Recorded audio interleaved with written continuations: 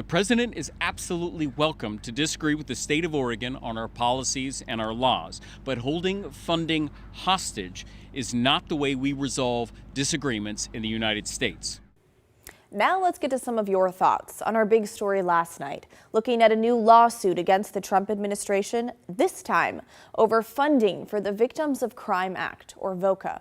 Now, the fund dates back to the Ronald Reagan administration. It's paid for by criminal fines, not tax dollars, and given out through grants to programs that help survivors of crime, things like domestic violence and sexual assault.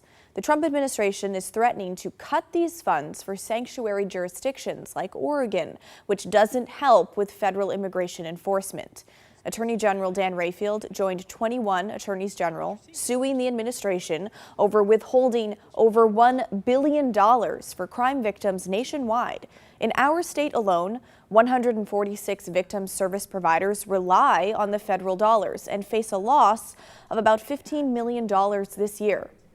Now, we heard from one of those service providers last night and also had Washington County District Attorney Kevin Barton join us live for how the cuts would affect his office. You can find the full segment on the KGW YouTube page. And we got a few comments like this from LJ.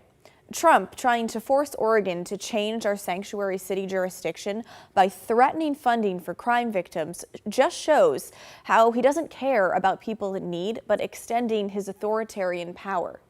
ML chimed in saying Trump is committing extortion to force compliance in places where states, cities, universities have always had some autonomy. It's criminal. He should be charged with extortion. But some people, like this viewer on YouTube, feel differently.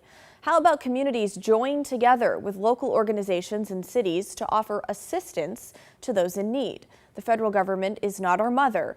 It's time for citizens to clean house in their local government. And while there are certainly alarm bells ringing this week for service providers and district attorneys regarding this money, VOCA funding has been on a sort of roller coaster for at least the past decade. Here's a look at Oregon's VOCA funding since 2015, according to the State Department of Justice.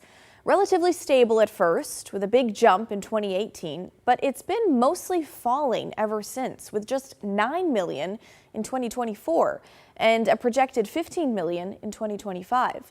That's now being withheld due to our sanctuary status, hence the lawsuit. Now, as far as why those numbers have dropped off in recent years, remember, the money comes from criminal fines, not taxpayers, and the cases being prosecuted by the Federal Department of Justice have not yielded major criminal payouts. Between 2008 and 2017, deposits into the VOCA fund averaged over $2.5 billion a year. But from 2018 to 2023, that average plummeted to $737 million annually, which means that each state receives less, translating to providers getting less, leading to crime victims receiving fewer services. We're back right after this.